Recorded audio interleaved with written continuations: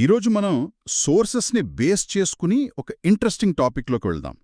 అంటే ఉదయాన్నే మనం ఆఫీస్కి వెళ్ళగానే ఆ కంపెనీకి కొత్త సీఈఓ వచ్చారు అని తెలిస్తే ఒక సీఈఓ అంటే మామూలు మనిషి కాదు, ఒక ఏఐ సిస్టమ్ అని తెలిస్తే ఎలా ఉంటుంది? ఎగ్జాక్ట్లీ. అది కూడా రాగానే కేవలం ఒక 3 సెకండ్లలోనే వచ్చే 10 ఏళ్ల బిజినెస్ ప్లాన్ మొత్తం రెడీ చేసి టేబుల్ మీద పెడితే వినడానికి కొంచెం సైన్స్ ఫిక్షన్లా ఉంది కదా. అవును, వినడానికి అలానే ఉంటుంది. కానీ ఇవాళ మన ముందున్న రీసెర్చ్ డాక్యుమెంట్స్ చూస్తుంటే ఇది త్వరలోనే రియాలిటీ అయ్యేలా కనిపిస్తోంది. నిజమే. ఎందుకంటే మనం ఇప్పుడున్న నార్మల్ ఏఐ లెవెల్ని దాటేసి ఆర్టిఫిషియల్ జనరల్ ఇంటెలిజెన్స్ అంటే ఏజీఐ వైపు చాలా ఫాస్ట్గా వెళ్తున్నాం. ఈ సోర్సెస్ని డీకోడ్ చేస్తే ఒక భలే పాయింట్ అర్థమవుతోంది. అదేంటంటే మనం ప్రస్తుత ఏఐని ఒక లైబ్రేరియన్తో పోల్చొచ్చు కదా. కరెక్ట్. అంటే మనం ఏ బుక్ అడిగినా సరే లైబ్రరీలో ఎక్కడుందో వెతికి టక్కునిచ్చేస్తుంది. కానీ ఏజీఐ ఎలా కాదు.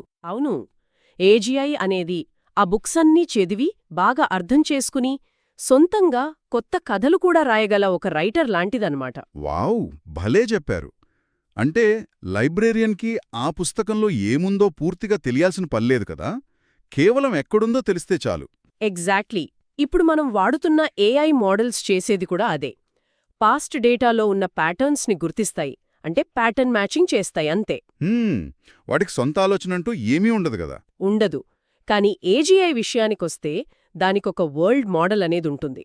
అంటే అచ్చం మనలాగే ఒక కొత్త సిచ్యువేషన్ని అంచనా వేస్తుంది. ఓ, అంటే లాజిక్ అప్లై చేసి ముందు ఏం జరగబోతుందో కూడా మనిషిలాగా రీజనింగ్ చేయగలదంటారా? అవునండి. ఇదొక మామూలు టెక్నికల్ అప్డేట్ కాదు. ఇంటెలిజెన్స్ పరంగా చూస్తే ఒక పెద్ద జంప్ అని చెప్పొచ్చు. వెయిట్, ఇక్కడే నాకు చిన్న డౌట్ వస్తుంది.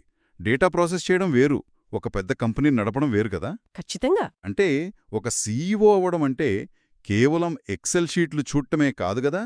అక్కడ చాలా ఎమోషన్స్ ఉంటాయి, కఠినమైన నెగోసియేషన్స్ ఉంటాయి. అవును, కొన్నిసార్లు ఎలాంటి డేటా లేకపోయినా ఒక గట్ ఫీలింగ్తో డిసిషన్స్ తీసుకోవాలి. అదే కదా నా పాయింట్. కేవలం అల్గారిథమ్స్తో నడిచే ఏజీఐకి ఇవన్నీ అసలు ఎలా సాధ్యమవుతాయి? చాలా వ్యాలిడ్ పాయింట్ అడిగారు. ఏజీఐకి మనిషిలాగా ఫీలింగ్స్ లేదా ఎమోషన్స్ నిజంగా ఉండకపోవచ్చు. కానీ ఒక మనిషి ఎమోషన్స్కి ఎలా రియాక్ట్ అవుతాడు అనేది అది పర్ఫెక్ట్గా సిమ్యులేట్ చేయగలదు. అంటే 100 కోట్ల డేటా పాయింట్స్ ద్వారా అదంతా నేర్చేసుకుంటుంది అంటారా? ఎగ్జాక్ట్లీ. ఇక్కడ మనం అర్థం చేసుకోవాల్సిన అసలైన మ్యాజిక్ ఏంటంటే జనరలైజేషన్. జనరలైజేషనా? అంటే ఇప్పుడున్న ఏఐ చెస్ చాలా బాగా ఆడుతుంది, కానీ దాన్ని తీసుకెళ్లి ఒక బిజినెస్ డీల్ క్లోజ్ చేయమంటే ఫెయిల్ అవుతుంది కదా. కరెక్ట్. కానీ ఏజీఐ అలా ఫెయిల్ అవ్వదు. ఒక రంగంలో నేర్చుకున్న లాజిక్ని అది చాలా ఈజీగా వేరే రంగంలో అప్లై చేయగలదు. అంటే చెస్లో వాడిన స్ట్రాటజీని బిజినెస్ నెగోసియేషన్స్లో కూడా వాడేస్తుందన్నమాట. అవును. దానికి తోడు దానికి అపరిమితమైన మెమరీ ఇంకా నేర్చుకునే వేగం ఉంటాయి కదా. మనిషి జీవితకాలంలో మహా అయితే ఒక 10,000 నెగోషియేషన్స్ చూస్తాడేమో. కానీ ఏజీఐ ఒకే ఒక్క సెకండ్లో లక్షల డీల్స్ని స్టడీ చేసి ఏది వర్కౌట్ అవుతుందో ఖచ్చితంగా చెప్పేగలదు. Oh my God! అంటే ఒక టాస్క్ నేర్చుకుని దాన్ని పూర్తిగా వేరే పరిస్థితులకు అప్లై చేయగలదు. మరి జనరలైజేషన్ అనేదే వస్తే ఇక మనుషుల ఉద్యోగాల పరిస్థితి ఏంటి? ఇది అందర్నీ భయపెడుతున్న ప్రశ్నే. ఎందుకంటే ఇప్పటివరకు మనం అనుకున్నదేంటంటే రొటీన్గా చేసే డేటా ఎంట్రీ లేదా బేసిక్ కోడింగ్ లాంటివి మాత్రమే ఏఐ తీసుకుంటుంది అని.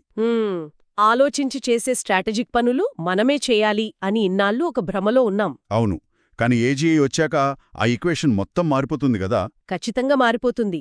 రొటీన్ పనులే కాదు, లాజిక్, క్రియేటివిటీ, స్ట్రాటజీ అవసరమైన పనులను కూడా అది చాలా సులభంగా చేసేగలదు. అబ్బా, అయితే ఇక మనకు కావాల్సింది కేవలం ఒక స్కిల్ మాత్రమే కాదు, ఆ ఏఐ సిస్టమ్స్ని గైడ్ చేయగల విజన్ కావాలి. అవును. ఏఐని ఒక టూల్లా కాకుండా ఒక కోవర్కర్లా ఎలా వాడుకోవాలో తెలిసిన సిస్టమ్ థింకర్స్కే భవిష్యత్తుంటుంది. కాంప్లెక్స్ ప్రాబ్లమ్ సాల్వింగ్ చేయగల వాళ్లకే డిమాండ్ ఉంటుంది. సోర్స్ డాక్యుమెంట్స్లో ఒక మాట చెప్పారు, ఏఐని వాడేవాళ్లు దాన్ని వాడని వారిని భర్తీ చేస్తారు అని. అంటే మనం ఏఐతో పోటీ పడటం కాదు, దానితో కలిసి పనిచేసే స్థాయిలో ఉండాలన్నమాట. 100% కరెక్ట్.